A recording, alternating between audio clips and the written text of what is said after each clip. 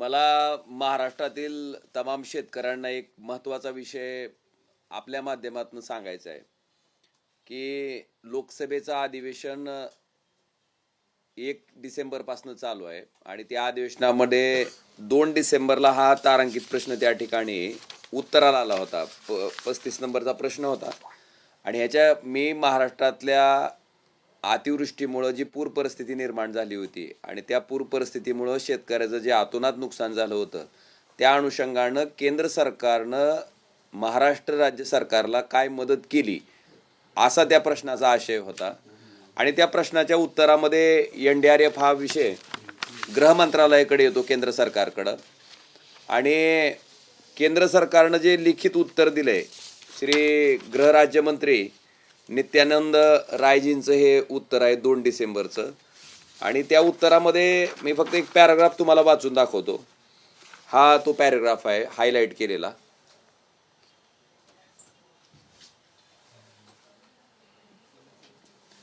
तो मी पैराग्राफ तुम्हाला वाचून दाखवतो. वर्ष 2025 के दौरान आई बाढ़ के मद्देनजर राज्य के प्रभावित क्षेत्रों का दौरा कर नुकसान का मौके पर आकलन करने हेतु 16/10/2025 को एक IMCT का गठन किया गया है. IMCT ने 3/11/2025 से 5/11/2025 तक प्रभावित क्षेत्रों का दौरा किया. इस मंत्रालय को महाराष्ट्र राज्य सरकार से कोई औपचारिक ज्ञापन प्राप्त नहीं हुआ है. IMCT की रिपोर्ट और राज्य सरकार के ज्ञापन के आधार पर स्थापित प्रक्रिया के अनुसार NDRF से अतिरिक्त वित्तीय सहायता पर विचार किया जाता है. हे स्वतः गृह मंत्रालयाचं मला दिलेलं 2 डिसेंबरचं लोकसभेच्या संसदेतलं उत्तर आहे.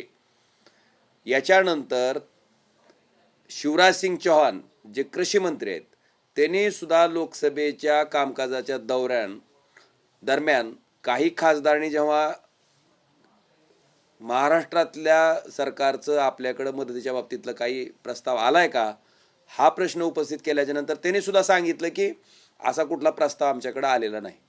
आणि त्याच्यानंतर मग आपल्या वृत्तवाहिनीच्या माध्यमातून सगळीकडे बातम्या सुरू झाल्या आणि मग महाराष्ट्र राज्याचे मुख्यमंत्री त्या ठिकाणी आले आणि म्हणले असं नाही, आम्ही प्रस्ताव पाठवलाय.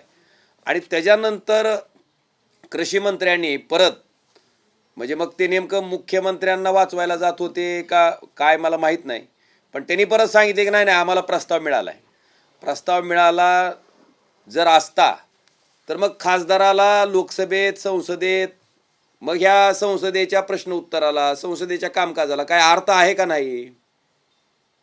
का हा पोरखेळ चाललाय की खासदार लेखी प्रश्न विचारतोय, 2 तारखेच्या उत्तरात मंत्री उत्तर देतोय, स्वतः मंत्री महोदय लोकसभेत ऑन रेकॉर्ड त्या ठिकाणी सांगतायत.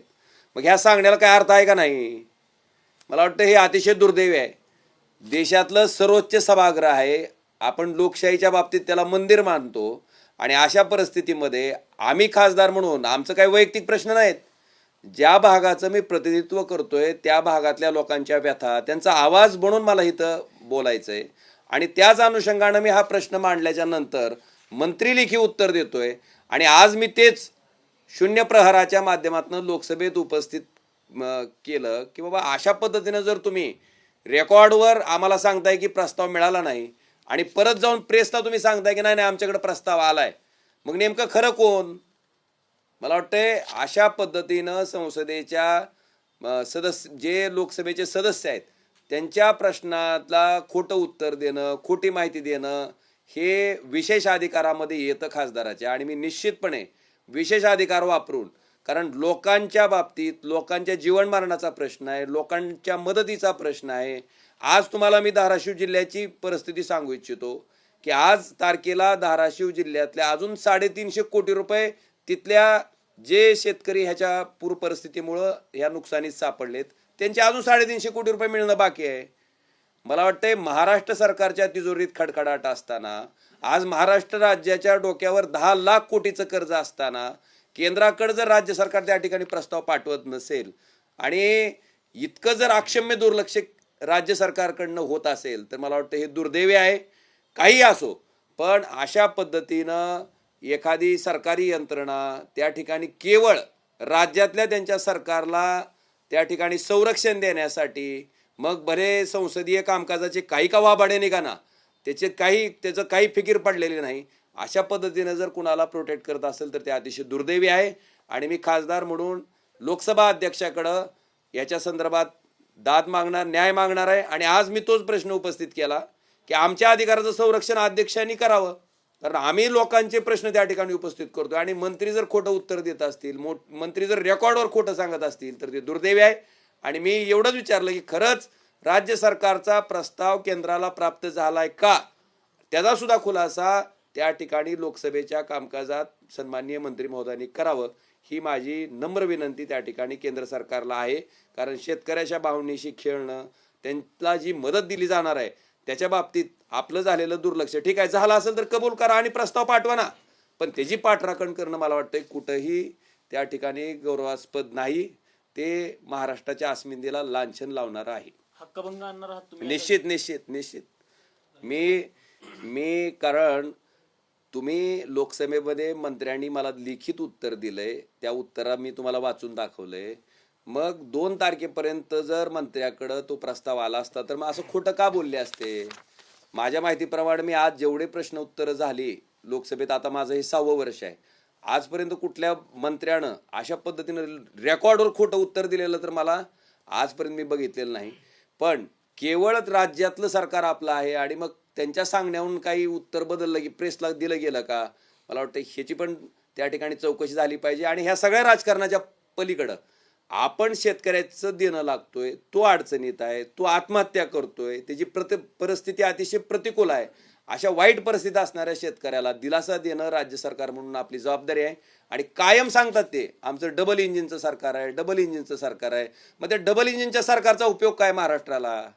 जर तुमचा प्रस्तावच केंद्र सरकारकडे येत नसेल, आणि त्याच्यात मंत्र्यांनी स्पष्ट सांगितलंय ना की एनडीआरएफ से अतिरिक्त वित्तीय सहायता पर विचार किया जाता है.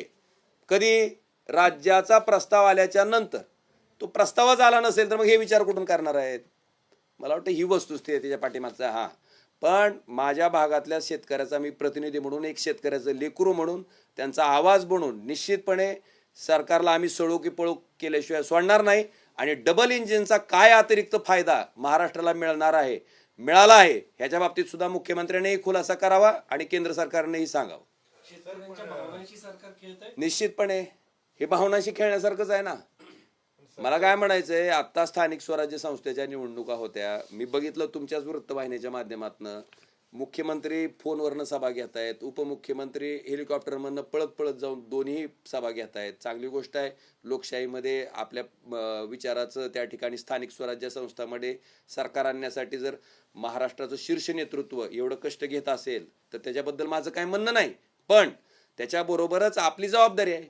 माझ्याही लोकसभा कार्यक्षेत्रामध्ये 10 नगरपालिकेच्या निवडणुका होत्या, पण मला जे प्रश्न उत्तर द्यायचे त्याच्यासाठी मी हे सांगितलं नाही ना की आता माझ्याकडं इलेक्शन आहे, माझ्याकडे निवडणूक आहेत तर मग माझं संसदीय कामकाज मी बाजूला नाही ठेवलं. मी पहिली प्राथमिकता माझ्या मतदारसंघातल्या सामान्य शेतकऱ्याच्या प्रश्नाला दिली आणि त्याच्याच अनुषंगानं मी केंद्र सरकारला प्रश्न केला किंवा तुम्ही काय मदत नेमकी महाराष्ट्र राज्याला केलेली आहे. मी माझं कर्तव्य पार पाडलंय, पण हे कर्तव्य पार पडत असताना जी गोष्ट उघड झाली ती अतिशय दुर्दैवी आहे की राज्य सरकारचा जर प्रस्ताव केंद्राकडे आला नसेल तर मग केंद्र नेमकी मदत कशी करणार आहे आणि काय नेमकं महाराष्ट्रातल्या पूर परिस्थितीमुळे ज्यांचं अपरिमित असं शेतकऱ्याचं नुकसान झालंय त्यांच्या पदरात नेमकं काय पडणार आहे. प्रस्ताव कधी हक्कभंगाचा प्रस्ताव तुम्ही साधारणतः? निश्चित आता मी ह्याच्या बाबतीत कारण मी स्वतः सुद्धा हक्कभंग समितीवर आमदार असताना पण मी 5 वर्ष हक्कभंग समितीवर राज्याच्या काम केलेलं आहे. मी आमदार असताना आणि खासदार असताना सुद्धा मी लोकसभेच्या प्रिव्हिलेज कमिटीवर म्हणजेच हक्कभंग समितीवर काम केलंय. त्यामुळं माझे अधिकार किंवा कुठल्या विषयाचा हक्कभंग होतो ह्याचं मला निश्चितपणे ज्ञान आहे. त्या अनुषंगानं मी उद्या किंवा परवा हा हक्कभंग प्रस्ताव तयार करून सन्माननीय अध्यक्षाकडे दाखल करणार आहे. एवढंच अपेक्षित आहे ह्याच्यातनं की 543 खासदार अख्ख्या देशाचं प्रतिनिधित्व त्या जनतेचा आवाज म्हणून लोकसभेत येत आहेत आणि त्या लोकसभेत दिली जाणारी उत्तरं जर त्या ठिकाणी खोटी ठरवली जात असेल तर ही अतिशय दुर्भाग्यपूर्ण गोष्ट आहे. आपण जे सांगतो की जगातली सगळ्यात मोठी लोकशाही, त्या लोकशाहीमध्ये लोकांचे प्रतिनिधी म्हणून आलेल्या खासदारांच्या प्रश्नाला जर अशा पद्धतीनं खोटं ठरवलं जात असेल, मंत्र्याच्या उत्तराला जर त्या ठिकाणी खोटं ठरवलं जात असेल आणि शेतकऱ्याच्या प्रश्नाच्या बाबतीत जर अशा पद्धतीनं बेफिकिरी दाखवली जात असेल तर मी शेतकऱ्याचा प्रतिनिधी म्हणून सर्वसामान्य माणसाचा आवाज म्हणून कधीही स्वस्थ बसणार नाही. निश्चितपणे त्याच्या विरोधात आवाज उठवत राहीन. तुम्ही आता म्हणाले की अनुदान पोहोचलेलं नाही धाराशिव जिल्ह्यातलं, पण राणा पाटलांनी दावा केलाय की 1200 कोटी रुपयाचं अनुदान जिल्ह्यात पोहोचलं आहे. तुमच्याकडनं खोटी माहिती दिली जाते. कालच मी जिल्हाधिकाऱ्यांना बोललो. माझी विनंती आहे कीर्ती किरण पुजार साहेबाकडे माझ्याकडे कॉल रेकॉर्डेड आहे त्यांच्या ऑफिसला जाऊन मी स्वतः चौकशी केलेली आहे. त्यांना पाहिजे असेल तर किरण पुजार साहेबाचा रेकॉर्डेड कॉल पण दाखवतो. 1127 कोटी रुपये त्या ठिकाणी कीर्ती किरण पुजार साहेबांनी राज्य सरकारकडे मागणी केली होती आणि मी अतिशय त्यांनी दिलेल्या माहितीच्या आधारे सांगतोय की 350 कोटी रुपये अद्यापपर्यंत त्या ठिकाणी राज्य सरकारकडनं कलेक्टर साहेबाला म्हणजे जिल्हाधिकारी कार्यालय धाराशिव यांना मिळणं बाकी आहे. ती कसं आहे त्यांचं खोटं बोल पण रेटून बोल अशी अवस्था आहे. आणि माझं काय म्हणणं आहे बहुतेक शीर्ष नेतृत्वाचाच त्याच्याच पावलावर पाऊल टाकून ह्यांचं बी कामकाज चालू आहे. कारण मी बघतोय की इथं तुम्ही लोकसभेत उत्तराला सांगता की प्रस्ताव आला नाही आणि दुसऱ्या दिवशी मुख्यमंत्री स्टेटमेंट झालं की कुठून पडला काय आबाळातून पडला काय प्रस्ताव. मला वाटतं हे दुर्दैवी आहे. जे खरं असेल ठीक आहे, चूक माणूस आहे, काम करताना चूक होती, जी चूक आहे ती मान्य करून आपण त्याच्यावर सुधारणा करणं अपेक्षित असतंय. पण आपली चूकच नाही आणि आम्ही बरोबरच आहे हे मात्र त्या ठिकाणी लोकशाहीमध्ये मान्य होऊ शकत नाही. एकीकडे सरकार सांगतं की डबल इंजिनच्या सरकारमुळे तुम्हाला अतिरिक्त पैसे मिळतील, पण इथं साधा प्रस्तावच आलेला नाही. मी तेच म्हणतोय ना. आणि मी आपल्या माहितीसाठी आपल्या माध्यमातनं मराठवाड्यातला खास करून आणि महाराष्ट्रातल्या ह्या अतिवृष्टीमुळे जी पूर परिस्थिती निर्माण झाली आणि ज्याच्या जमिनी खरडून गेल्या, जनावरं वाहून गेली, हातचं पीक त्या ठिकाणी होत्याचं नव्हतं झालं, मला वाटतं ह्याच्या बाबतीत त्या सामान्य शेतकऱ्याच्या पदरात ह्या डबल इंजिनच्या सरकारच्या माध्यमातून नेमकं काय अतिरिक्त मदत मिळणार आहे आणि काय त्यांच्या पदरात पडणार आहे ह्याचा मात्र शेवटपर्यंत त्या ठिकाणी जी जबाबदारी लोकांनी मला खासदार म्हणून दिलेली आहे ती पार पाडत राहीन आणि त्यांच्या पदरात हा त्यांचा घास जाईपर्यंत मी त्या ठिकाणी कायम ह्या गोष्टीचा पाठपुरावा करेन. मानहानीची नोटीस आली. नाही, तो विषय असा आहे की आता बघा कलियुग आहे शेवटी. आज कैलासवासी पवनराजे निंबाळकर साहेबांची हत्या झाल्याच्या नंतर पण त्या ठिकाणी मी पद्मसिंह पाटलांनी ही हत्या केली अशा पद्धतीच्या अनुषंगानं मी स्टेटमेंट केलं होतं. त्यावेळेस पद्मसिंह पाटलांनी माझ्यावर मानहानीची नोटीस दिली होती आणि पुढं CBIनं त्यांना ह्या प्रकरणात अटक केलं. आज मला वाटतं कसं आहे, जसा नेता तसा कार्यकर्ता. तुळजापूरमध्ये ज्या माणसानं ड्रग्सचं विष आणलं, त्या ड्रग्सचं सेवन केलं, ज्याच्या ड्रग्सच्या आहारी हा माणूस होता आणि पोलिसांच्या तपासामध्ये ह्यांना वाचवण्याचा आटोकाट प्रयत्न त्या ठिकाणी राज्य सरकारचे पोलीस करतायत. ह्यांनी विक्री केलेले ह्यांचे अकाउंट स्टेटमेंट त्या ठिकाणी आहेत. असं असताना त्या ड्रग्समधला आरोपी ज्याला भारतीय जनता पार्टीनं आपला सिम्बॉल देऊन तुळजापूर सारख्या तीर्थक्षेत्राचं नगराध्यक्ष पदाची उमेदवारी बहाल केली, त्या सद्ग्रस्तानं आज माझ्यावर आबरू नुकसानीचा दावा दाखल केलाय. मला वाटतं पद्मसिंह पाटलाची जरी त्यांनी ओढलेली आहे, पण पुढं पद्मसिंह पाटलांच्या केसमध्ये काय झालं हे पूर्ण महाराष्ट्रानं देशानं बघितलंय. त्यामुळे ह्याचाही पाठपुरावा मी करीन आणि अशा नोटिसा पाठवत असताना खरंच आपल्याला आबरू आहे का हा प्रश्न आधी आपल्या स्वतःला मनाला विचारला पाहिजे आणि मग आपली आबरू गेली म्हणून दावा दाखल केला पाहिजे. सर एक प्रश्न आहे की ते राज्य सरकार म्हणजे या NDRFच्या विषयात राज्य सरकारची प्रतिमा सांभाळण्याचा प्रयत्न झाला असं वाटतं. निश्चितपणे माझं काय म्हणणं आहे की जसं मुख्यमंत्री आणि उपमुख्यमंत्री स्थानिक स्वराज्य संस्थेच्या निवडणुकीसाठी प्राधान्य देत होते, अगदी धावून जाऊन सभा अटेंड करत होते, चांगली गोष्ट आहे, मीही केलं. असं नाही की मी काय वेगळं केलं आणि त्यांनी काय वेगळं केलंय. पण त्याच्याबरोबरच आपण महाराष्ट्राचे मुख्यमंत्री आहेत, उपमुख्यमंत्री आहेत, मी खासदार आहे. मला वाटतं आपले ज्या संविधानिक जबाबदाऱ्या आहेत त्या आपण पार पाडणं गरजेचं आहे. कारण पहिली आपली जबाबदारी लोकांप्रती आहे. राजकारण पाठीमागणं येतं आणि आपण लोकांच्या प्रश्नाच्या बाबतीत जर असं दुर्लक्ष करत असू आणि नुसतं राजकारणासाठीच आणि सत्तेसाठीच पळत असू तर हे दुर्दैवी आहे. माझ्याही निवडणुका होत्या, माझ्याही 10 नगरपालिका होत्या, पण मी प्राधान्य माझ्या शेतकऱ्यांच्या प्रश्नाला दिलं. म्हणूनच हा तारांकित प्रश्न मी त्या ठिकाणी 21 दिवसापूर्वी दाखल केला होता. आणि अजून एक सांगायचंय, मुख्यमंत्री सांगत होते की 21 दिवस आधी येतं, पण उत्तर जे आहे ते आजच्या परिस्थितीनुसार मंत्री महोदयांना ब्रीफिंग होत असतं. आज जी परिस्थिती केंद्र सरकारकडे आहे, ज्या दिवशी उत्तर दिलं म्हणजे 2 तारखेला गृह राज्यमंत्री उत्तर देत होते, त्या दिवशीची परिस्थितीचं आकलन करूनच गृहराज्यमंत्री संसदेत त्या ठिकाणी उत्तर देत असतात. मला वाटतं ही दुरुस्ती देवेंद्रजी फडणवीस हे संसदीय कामकाजाच्या बाबतीत, म्हणजे मला एक अजून आठवण सांगायची की मी ज्यावेळेस 2009ला आमदार झालो तेव्हा त्यांचं संसदीय कामकाज मी बघितलेलं आहे आणि निश्चितपणे माझ्यापेक्षा त्यांचं संसदीय कामकाजाच्या बाबतीतलं ज्ञान हे फार चांगल्या पद्धतीचं आहे. त्याच्यामुळं मंत्री महोदय उत्तर देत असताना आजच्या परिस्थितीनुसार त्या प्रश्नाला उत्तर देत असतात. त्यामुळं असं सांगणं की 21 दिवस आधी प्रश्न येतात मग त्याच्यानुसार त्यांनी उत्तर दिलं हे अतिशय दुर्दैवी आहे, चुकीचं आहे.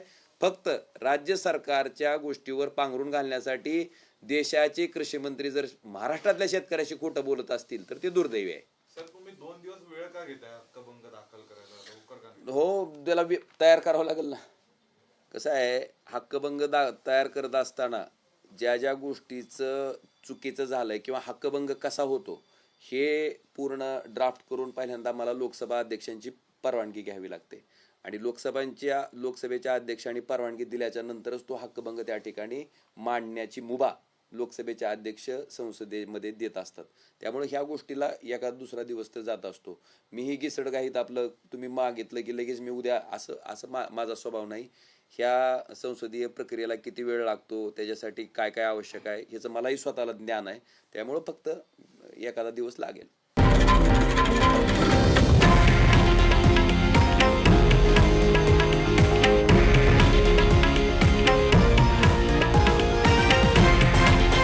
हे आहे देशातील नंबर 1 न्यूज नेटवर्क आणि आपण पाहत आहात TV9 मराठी, एकमेव.